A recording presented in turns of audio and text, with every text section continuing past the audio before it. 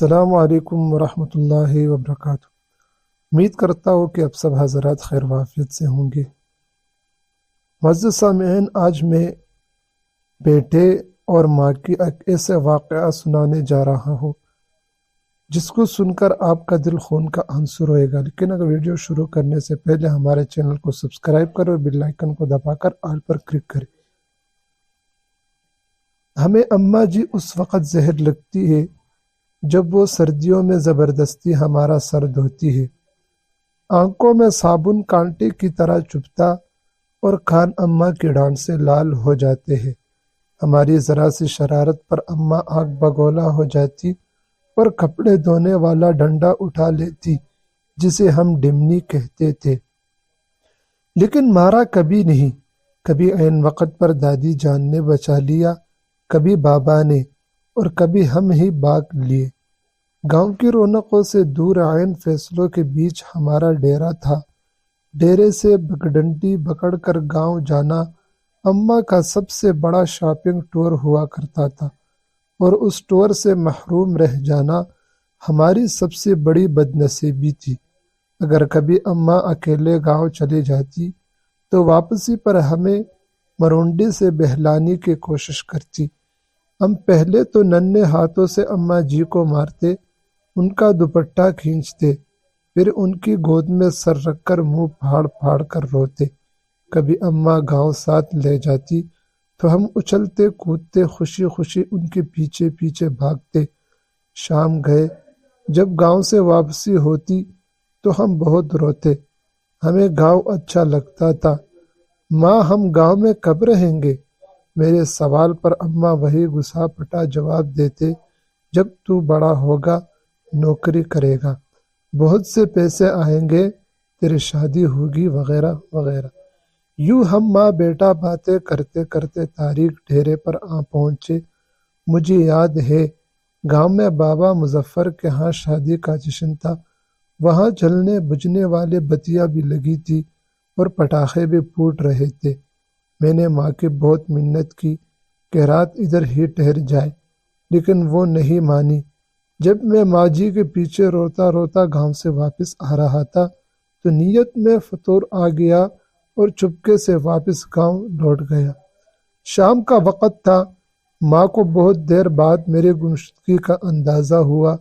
وہ پاگلوں کی طرح رات کے اندھیرے میں کھیتوں میں آوازیں لگاتی اور ڈیرے سے لے کر گاؤں تک ہر کونے میں لالٹین لٹکا کر جھانکتی رہی۔ رات گئی۔ جب میں شادی والے گھر سے بازیاب ہوا تو وہ شیرنی کی طرح مجھ پر حملہ آور ہوئی۔ اس رات اگر گاؤں کی عورتیں مجھے نہ بچاتی تو اماں مجھے مار ہی ڈالتی۔ ایک بار ابو جی اپنے پیر صاحب کو ملنے سرگودا گئے ہوئے تھے۔ میں اس وقت 6 سال کا تھا۔ مجھے شدید بخار ہو گیا۔ اماں جی نے مجھے گرم چادر میں لپیٹ کر کندھے پر اٹھایا اور کھیتوں سے گزرتے 3 کلومیٹر دور گاؤں کے اڈے پر ڈاکٹر کو دکھانے لے گئے۔ واپسی پر ایک کھالی کو پلانگتے ہوئے وہ کھیت میں گر گئی، لیکن مجھے بچا لیا۔ انہیں شاید گھٹنے پر چوٹ آئی، ان کے منہ سے میرے لیے حسبی اللہ نکلا۔ یہ واقعہ میرے زندگی کی سب سے پرانی یادداشتوں میں سے ایک ہے۔ یقیناً وہ بڑی ہمت والی خاتون تھی اور آخری سانس تک محنت مشقت کی چکی پیستی رہی۔ پھر جانے کب میں بڑا ہو گیا اور اماں سے بہت دور چلا گیا۔ سال بھر جب گھر آتا تو ماں گلے لگا کر خوب روتی، لیکن میں سب کے سامنے ہنستا رہا۔ پھر رات کو جب سب سو جاتے تو چپکے سے ماں کے ساتھ جا کر لیٹ جاتا اور اس کی چادر میں منہ چھپا کر خوب روتا۔ ماں کھیت میں چارہ کاٹتی اور بہت بھاری پنڈ سر پر اٹھا کر ٹوکے کے سامنے پھینکتی۔ کبھی کبھی خود ہی ٹوکے میں چارہ ڈالتی اور خود ہی ٹوکا چلاتی۔ جب میں گھر ہوتا تو مقدور بھر ان کا ہاتھ بٹھاتا۔ جب میں ٹوکا چلاتے چلاتے تک جاتا تو وہ سرگوشی میں پوچھتی، بات کرو، تمہارے فلاں گھر میں؟ وہ جانتی تھی کہ میں پیدائشی عاشق ہوں اور ایسی باتوں سے میری بیٹری فل چارج ہو جاتی۔ پھر ہم نے گاؤں میں گھر بنا لیا اور اماں نے اپنی پسند سے میری شادی کر دی۔ میں فیملی لے کر شہر چلا آیا اور ماں نے گاؤں میں اپنی الگ دنیا بسا لی۔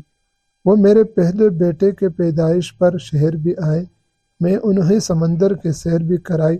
کلفٹن کے ساحل پر جائے پیتے ہوئے انہیں نے کہا، اس سمندر سے تو ہمارا ڈیرے کا چھپڑ زیادہ خوبصورت لگتا ہے۔ ماں بیمار ہوئی تو میں چھٹی پر ہی تھا۔